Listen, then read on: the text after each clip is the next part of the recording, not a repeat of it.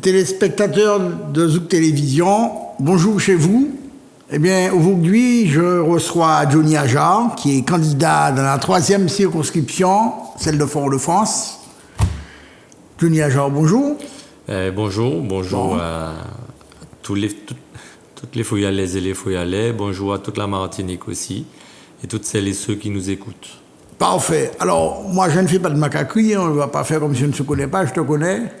On se connaît bien même. On se connaît bien. Voilà. Bien. Alors, première question, donc tu te présentes pour que les téléspectateurs de Zouk Télévision te connaissent, mais je pense qu'ils te connaissent. Tu es quand même une personnalité politique, tu es secrétaire général du Parti progressiste martiniquais, tu as été un élu, enfin tu es élu municipal, me semble-t-il. Tout à fait. Toujours, mais tu as été un élu de la première collectivité territoriale de Martinique, tu as été élu régional avant cela, donc on t'a souvent vu... Conseil général.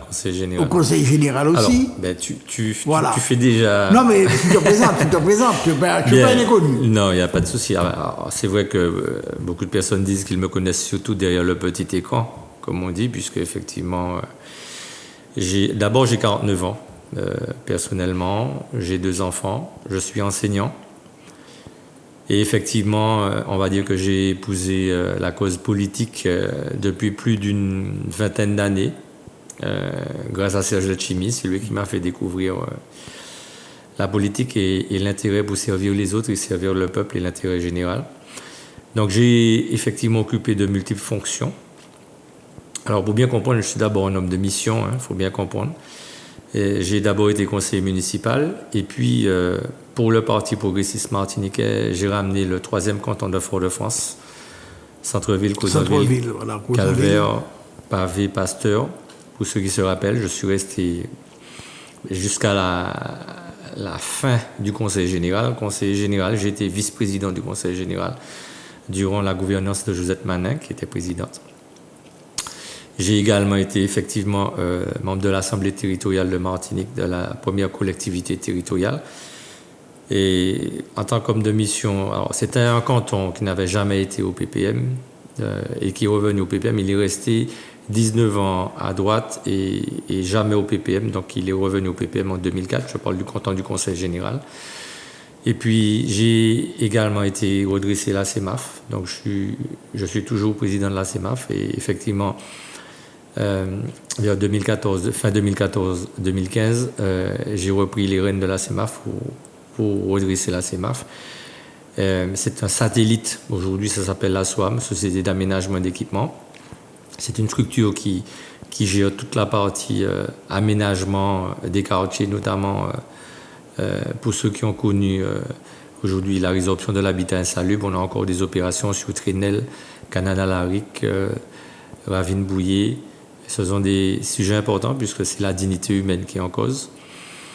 Et puis, donc, je suis devenu secrétaire général du Parti progressiste martiniquais en 2016, après la défaite de 2015 de la première collectivité, justement, pour apporter une dynamique nouvelle. Et donc, je suis un homme de mission et je fais partie de ceux qui sont là pour assumer et être au combat en permanence pour essayer de relever, redresser, donner de la dignité, du respect, de l'humanité à chacun, chacune et aussi à toute la Martinique. Parfait. Donc, si je comprends bien, pour ces élections législatives, là aussi, tu as été réquisitionné alors? Non, pas du tout. J'ai pas été réquisitionné.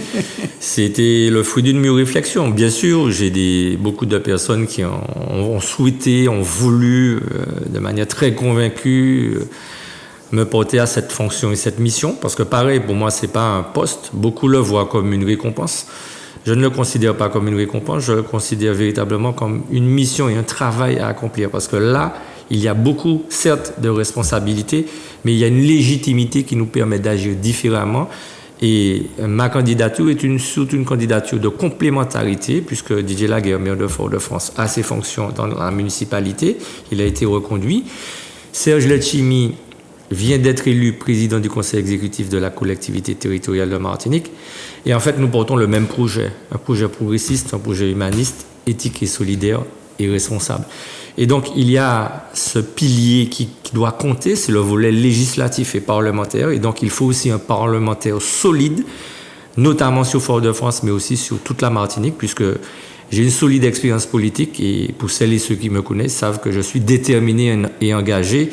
Ce qui compte, c'est l'intérêt général, les valeurs césariennes et surtout le mieux-être, un avenir en confiance. Donc, j'ai pas été réquisitionné, je l'ai voulu à un moment donné parce que je me suis dit que c'est un nouveau challenge, un nouveau défi à relever parce qu'il y a beaucoup d'enjeux et de défis à relever pour Fort-de-France et pour la Martinique. Et c'est dans ce cadre-là que j'ai fini par accepter de celles et de ceux qui voulaient absolument que je sois candidat. Je l'ai voulu par moi-même et donc j'ai suivi la procédure démocratique du Parti progressiste martiniquais et j'ai donc été investi par mon parti et ensuite par Alliance Martinique pour relever ces défis pour la Martinique et surtout pour Fort-de-France aussi. Mais comme secrétaire général du Parti progressiste martiniquais, et vu l'expérience politique que tu as, tu n'avais pas d'opposant. Tu n'avais pas d'opposant sérieux dans le processus de désignation. Tu es un candidat naturel. Certains le considèrent comme ça, mais la démocratie du parti a fait qu'il y a eu plusieurs candidatures internes. Donc, c'est aussi montrer que d'autres pouvaient prétendre à ce type de candidature. Maintenant, effectivement, j'ai une assise puisque j'ai démontré toutes mes capacités, toutes mes compétences, toute ma loyauté, mais j'ai démontré aussi mon fait de servir. Et vraiment, je suis au service à la fois du progressisme, des Foyalaises et des Foyalais et des Martiniquais. Et c'est cette raison principale qui fait qu'à mon avis, tout le monde voit que je suis là pour les autres et avec les autres et essayer d'élever le niveau de conscience et le niveau du débat politique aujourd'hui en Martinique. Alors, dans la séquence précédente, c'était des élections présidentielles, donc ces législatives viennent juste après, puisque c'est comme ça que ça fonctionne maintenant. Le PPM s'était engagé pour la candidature, à soutenir la candidature de Mme Anne Hidalgo, maire de Paris. Qu'est-ce que tu as pensé des résultats à la fois du premier tour et du second tour? Alors, le Parti progressiste martiniquais reste toujours cohérent par rapport à sa ligne politique. Nous sommes de gauche, nous sommes anticolonialistes et nous avons une vocation socialiste. Et donc, effectivement, nous sommes restés sur cette ligne et au présidentiel, on a toujours soutenu un candidat à gauche. Donc, c'est tout, on va dire, naturellement que nous avons été vers la candidate du Parti socialiste, hein, pas la mairesse de Paris, mais la candidate soutenue par le Parti socialiste. Après, effectivement, nous savions également, et souvent on nous dit, oui, mais nous pas qu'à prendre Chouval qui a gagné. Non, mais c'est pas une question de Chouval. C'est une question d'éthique, de valeur et d'idéologie, d'idéal que nous avons. Mm-hmm. Donc nous avons, parce que comme on dit, au premier tour, c'est la conviction qui parle. Et le deuxième tour, ensuite, après, c'est un choix de toute façon qui est par défaut ou de conviction aussi, si c'est dans le bon sens. Mais il y a beaucoup moins de candidatures. Donc, nous avons bien constaté le résultat du premier tour. Bon, on va dire que aussi bien Fort-de-France que la Martinique, mais aussi les Outre-mer sont restés à gauche. Bon, ils sont passés un peu à l'extrême gauche, mais sont restés à gauche. On est toujours sous ces valeurs humanistes, du bien commun, de l'intérêt collectif, de l'intérêt général. Et c'est ce qui compte. Et puis effectivement, on va dire qu'au deuxième tour, il y avait 2 candidats. Et nous avons lutté effectivement contre l'extrémisme, parce que l'extrême droite aujourd'hui est un danger. Contrairement, c'est un autre danger en, comment dire, bafeille, puisque on a l'impression qu'ils se sont arrondis, que Marine Le Pen et que l'idéologie de l'extrême droite s'est beaucoup arrondie et plus proche du peuple, mais on voit bien, nous qui sommes beaucoup plus avertis, beaucoup plus, on va dire, dans la connaissance de ce schéma historique de l'extrême droite, qu'est le racisme, la xénophobie et finalement la domination et la soumission contre laquelle nous luttons, eh bien, le peuple a fait un choix. Donc, on en fait ce constat-là. Bien sûr, les questions qui reviennent systématiquement, c'est pourquoi ce choix. Et qu'il faut respecter, c'est la démocratie. 60% de vote Marine Le Pen. C'est à la fois une inquiétude, mais aussi un avertissement et certainement un signal qui a été porté. on va dire à toutes celles et tous ceux qui sont dans le champ du public, notamment les élus, mais je considère qu'il n'y a pas seulement les élus, parce que c'est vrai qu'il y a eu certainement une forte colère anti-Macron et de la politique macroniste, entre guillemets, et on le ressent, et on ne peut qu'aller dans le sens, effectivement, puisque quand vous enlevez 5 euros aux étudiants, quand vous voyez la politique qui a été menée sur la question du Covid et de la vaccination, quand vous voyez la réalité, on va dire, de la non prise en compte de nos différences et des problématiques martiniquaises qui se sont amplifiées, notamment la vie chère aujourd'hui et tout ce qui tourne autour, on se rend bien compte qu'il n'y a pas eu suffisamment de soutien et il y a eu un manque très important des politiques publiques d'État au niveau de la Martinique. Donc on peut comprendre ce rejet. Maintenant, il y a aussi l'abstention qui aurait dû certainement être beaucoup plus massive et beaucoup plus importante. Maintenant, ce choix de l'extrémisme montre aussi qu'il faut absolument qu'à la rigueur, nous nous remettions en question, nous tous, et nous les premiers, ceux qui sommes entre guillemets les acteurs de la vie publique.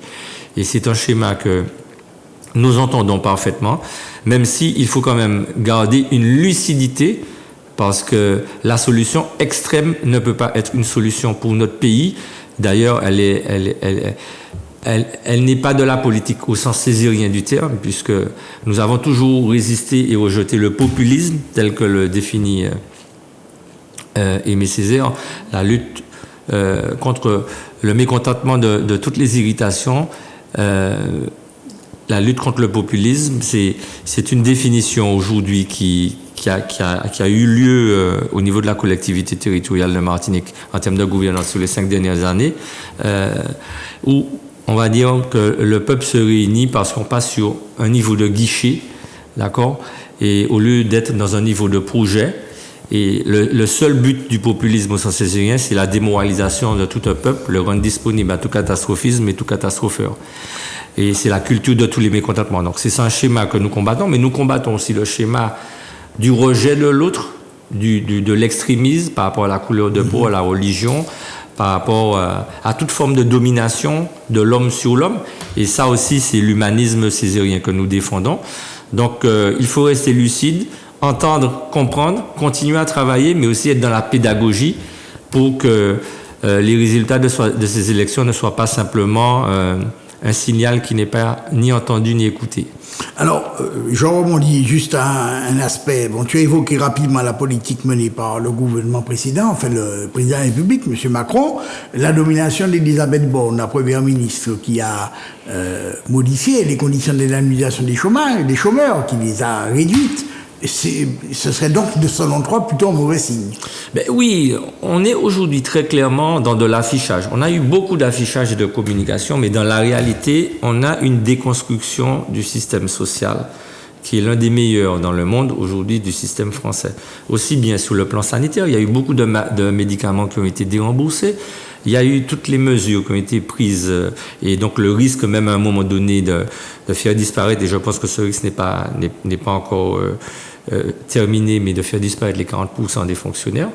Et donc il y a des enjeux sociaux aujourd'hui qui ne sont pas pris en compte par le gouvernement actuel et qu'il va falloir des gens debout, déterminés au combat pour justement essayer de rétablir la justice sociale. Ça fait partie de mon programme, de ma ligne directrice, plus d'équité, mais aussi retisser le lien social entre nous et être capable de créer nos propres richesses pour développer notre territoire avec une éducation, avec plus de responsabilités locales dans le respect de notre environnement.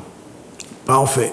Bon, alors, là, ce n'est que depuis le dernier découpage que Fort-de-France constitue à elle seule une circonscription. Mais la ville a toujours eu un député issu de ses rangs, sauf un petit intermède, M. Samo, et puis surtout M. Philippe de Montmariette. Est-ce que ça signifie que Fort-de-France, sans avoir son député, ce n'est plus Fort-de-France? Est-ce que c'est ça qu'il faut comprendre? Alors, c'est vrai qu'avant, on a découpé Fort-de-France en deux pour affaiblir, on va dire, les Foyalais. Et il y avait une partie de Fort-de-France, Lamentin. Absolument. Et puis une autre partie de Fort-de-France dans le nord. Bon, aujourd'hui, Fort-de-France a retrouvé, on va dire, son unité territoriale.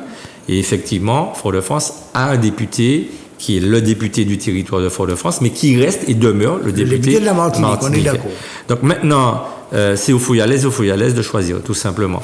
Moi, je pense que effectivement, à la fois le Parti progressiste martiniquais, historiquement, mais aussi tous les hommes de bonne volonté, puisque c'est vrai que c'est aussi un vrai challenge. Cette fonction a été occupée par d'éminentes personnalités, hein, quand on regarde Aimé Césaire, Camille Darcière et Serge Letchimy. Donc effectivement, il y a une lourde responsabilité. Il va falloir faire entendre la voix de Fort-de-France à l'Assemblée nationale. Et ça fait partie aussi de mes missions et de mes engagements que je porterai très haut, parce que, comme on dit, nous pas grand passer personne, mais nous pas petit passer personne. Alors, il y a beaucoup de candidats sur Fort-de-France. Il y a même d'anciens membres du PPM. Il y a d'abord Daniel Robin, qui a été l'éminent membre du PPM, qui a même été deuxième vice-président du conseil régional lors de la mandature de Letchimy en 2010. Il y a aussi M. Jean-Baptiste, qui a été membre du PPM, et qui a même été un élu, un conseiller général. Comment tu expliques cette profusion de candidats? Alors, aujourd'hui, écoutez, pour moi, les choses... Est-ce que c'est inquiétant? Est-ce que c'est signe de vitalité? Pour moi, c'est de la vitalité, parce que c'est la démocratie et que ça permet à tout un chacun de se dire qu'il est capable d'occuper ce type de fonction. Maintenant, il faut faire très attention, ce n'est pas une fonction où on vient simplement faire une représentation. Il y a un vrai boulot, ça demande des expertises, ça se demande une grosse expérience politique, ça demande une vision et ça demande une armature idéologique, en plus d'avoir de la proximité auprès des Fouillalaises et des Fouillalais, des Martiniquaises et des Martiniquais. Et puis, une lecture fine de la connaissance de nos réalités et des solutions et des moyens à mettre en place pour régler nos propres problèmes. Donc, c'est pas richesse botable. Maintenant, je salue, on va dire, toutes celles et tous ceux qui ont eu le courage de se lancer. C'est aussi pour certains une aventure. Ils vont découvrir ce que c'est. Sur la question, en gros, pour n'éluder aucun sujet de la partie des anciens du Parti progressiste martiniquais, on va dire que c'est l'histoire de chaque parti politique. Et moi, je respecte tous les candidats, quels qu'ils soient. Le PPM a fait monter des candidats, leur a donné des possibilités de s'exprimer, de défendre l'intérêt général. Certains, justement, sont arrivés à des niveaux très importants de responsabilité locale.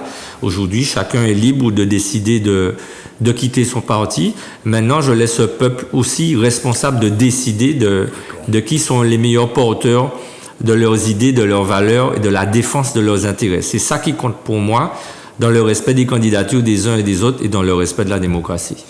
Bien. Alors, maintenant, sur le programme. Alors, selon les candidats, lorsqu'un candidat se présente aux élections législatives, et qu'il veut prendre la succession de candidats d'un bord différent, il a la possibilité toujours de critiquer le mandat de son prédécesseur. Toi, tu prends la suite. C'est un passage de témoin. C'est un héritage. Oui. C'est une passe comme au rugby. C'est un travail. Qu'est-ce que c'est? Pour moi, c'est un travail d'équipe. Donc, effectivement, je poursuivrai dans la dynamique du député Serge Letchimy, parce qu'il a été un très bon député pour Fort-de-France et pour la Martinique, avec plusieurs lois qui portent aujourd'hui bien sûr son nom, mais qui ont un intérêt sur le quotidien des Martiniquais. On parle de la loi sur l'indivision, on parle de la loi sur la diplomatie territoriale, on parle de la loi sur la question du traitement des VHU, de la déconstruction. Donc, il y a de multiples lois. Il a aussi apporté beaucoup, notamment sur la question de l'égalité réelle. Je prends un exemple que je vais poursuivre de ce qu'il a pu mettre en place. Aujourd'hui, le minimum vieillesse. Pour obtenir la pension du minimum vieillesse, eh bien, les personnes qui avaient un bien, donc une maison dont la valeur était inférieure à 39 000 euros, pouvaient à l'époque prétendre au minimum vieillesse sans qu'il y ait récupération sur succession, c'est-à-dire au décès de la personne. Eh bien, les héritiers et ni l'État ne pouvaient saisir la maison, le bien. Ce qui fait que beaucoup de personnes dont la valeur de la maison dépassait systématiquement 39 000 euros ne faisaient pas cette demande de minimum vieillesse de peur qu'ils perdent leur maison et qu'elle ne soit pas transmise aux héritiers et aux enfants. Letchimy est arrivé. Il a fait modifier le plafond et on est monté à 100 000 euros. Donc 100 000 euros aujourd'hui, sans récupération sur succession, ça veut dire que plus de personnes âgées avec des petites retraites peuvent bénéficier du minimum vieillesse. Eh bien, cette possibilité s'arrête en 2026. Donc moi, je m'engage à prolonger, en tout cas à me battre pour demander la prolongation de cette mesure concrète au quotidien qui peuvent aider un maximum de personnes âgées qui ont des petites retraites à bénéficier du complément pour avoir une meilleure retraite sans pour autant mettre en danger le petit bien de la seule petite maison qu'ils ont toute leur vie, qu'ils souhaitent transmettre à leurs enfants. Donc ça fait partie des sujets et je serai très clairement à la fois, bien sûr, par rapport aux enjeux, au programme actualisé, puisqu'on est en 2022 et on avance dans le temps, on ne recule pas.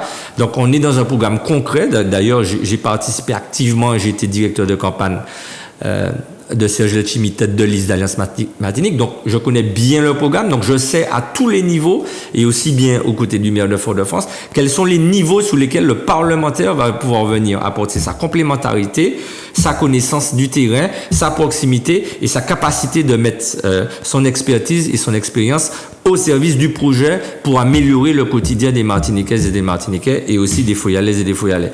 Donc, je serai très clairement dans la continuité et dans la poursuite du travail entamé par le député Serge Letchimy.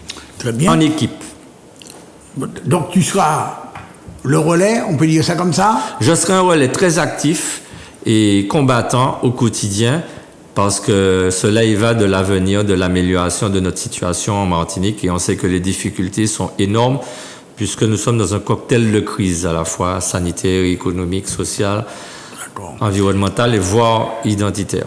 Alors, il y a une situation un peu particulière cette fois-là, puisqu'il y a une alliance qui s'appelle la Nouvelle Union Populaire Écologique et Sociale, avec un programme. Donc, il y a 650 mesures qui ont été présentées. Cette alliance réunit les partis, disons, traditionnels, Parti socialiste, avec quelques remue-ménages, le Parti communiste, l'Europe et l'écologie, les Verts, et puis la France insoumise. Alors, ce programme, il te convient? Il n'y a pas de candidat étiqueté de cette alliance en Martinique. Ça n'a pas été prévu. Bon. Mais néanmoins, il va bien falloir que tu sois, si tu es élu, que tu sois affilié à un groupe parlementaire, je ne sais pas, un de ces quatre, ou un autre, je ne sais rien, qu'en fera-t-on? Alors, je suis très clairement à gauche, donc ma position est très claire, sur ça, je n'ai pas de difficulté. Maintenant, le mouvement dont tu as évoqué la construction aujourd'hui, c'est un mouvement qui va donc les partis vont garder, on va dire, les groupes, en fonction des résultats des élections. Il y aura 4 groupes. Voilà, il y aura un groupe, mais à l'intérieur, attention, à l'intérieur des groupes de gauche, il y aura un intergroupe qui va regrouper une seule, on va dire, force de gauche, mais qui sera répartie par plusieurs groupes écologistes, socialistes, France Insoumise, etc. Donc là, maintenant, sur la question du projet qui est porté par ce groupe, il y a effectivement de toutes les façons, toutes les mesures sociales sur lesquelles on ne peut être que dans le même sens, puisqu'on est dans la même dynamique. Maintenant, nous ne voulons pas simplement des mesures qui prennent en compte des mesures globales d'égalité des droits au sens de la France hexagonale, mais nous voulons aussi faire reconnaître nos différences. Et là, pour moi, là aujourd'hui, je dois pouvoir porter à la fois les revendications propres pour Fort-de-France, mais aussi pour la Martinique, qui sont certainement différentes, notamment sur le volet environnemental, mais aussi sur le volet économique et social. Je prends l'exemple. Les très petites entreprises aujourd'hui, petites, moyennes entreprises, pour moi, ce sont les seules qui peuvent aujourd'hui créer véritablement de l'activité, créer de la richesse et créer de l'emploi. Parce que l'objectif derrière de relancer l'activité économique, de la dynamiser, c'est la création d'emplois, c'est le mieux-être, c'est réduire le prix des produits, c'est agir pour améliorer le confort et le quotidien des gens, améliorer les déplacements. Eh bien, cette problématique-là, aujourd'hui, des très petites entreprises, si on n'aide pas 97% du tissu économique qui est composé de très petites et moyennes entreprises, et ça c'est spécifique à nous-mêmes ici en Martinique, si on n'a pas, et je prends des mesures concrètes, je souhaite faire effacer 50% des dettes fiscales et sociales passées. Parce qu'il faut alléger ces entreprises-là pour leur donner leur capacité d'initiative locale. Et c'est ça qui est important, parce que c'est l'initiative locale qui va lancer une dynamique nouvelle, économique, en lien et social. Donc, l'autre moitié doit pouvoir être dans un plan d'apurement pour diminuer les difficultés des entreprises, sinon, parce qu'aujourd'hui, en plus avec le Covid, elles sont exsangues. Elles n'ont plus de capacité de fonctionner.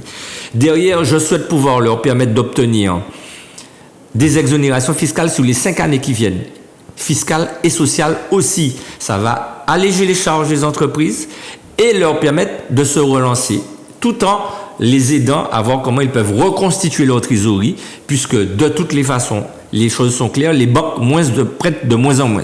Or, si on n'investit pas dans ce pays, on ne va pas créer de richesse. Et si on ne crée pas de richesse, on ne crée pas d'emploi. Et si on ne crée pas d'emploi, on ne crée pas de musette. Donc, c'est un combat. Et donc, moi, je souhaite porter une forme de loi d'orientation. On verra le support juridique qui intègre ces mesures-là à la fois à vocation économique pour les très petites et moyennes entreprises, mais aussi à vocation de création d'emplois et social, puisque derrière, moi je souhaite qu'il y ait par exemple un fonds d'investissement pour les jeunes créateurs d'entreprises, mais aussi pour les reprises d'entreprises des anciens, des jeunes qui veulent reprendre les entreprises des aînés qui veulent partir à la retraite, et donc pour les créateurs d'entreprises. Je souhaite pouvoir mettre en place dans cette loi-là une aide aussi pour l'embauche de jeunes ou de moins jeunes par les entreprises. Je prends l'exemple du centre-ville. Ça existe déjà. Mais non, mais justement, il faut le renforcer. Non, mais aujourd'hui, on n'a plus ces moyens qui nous permettent à la fois aux... Je dis bien, c'est la conjugaison à la fois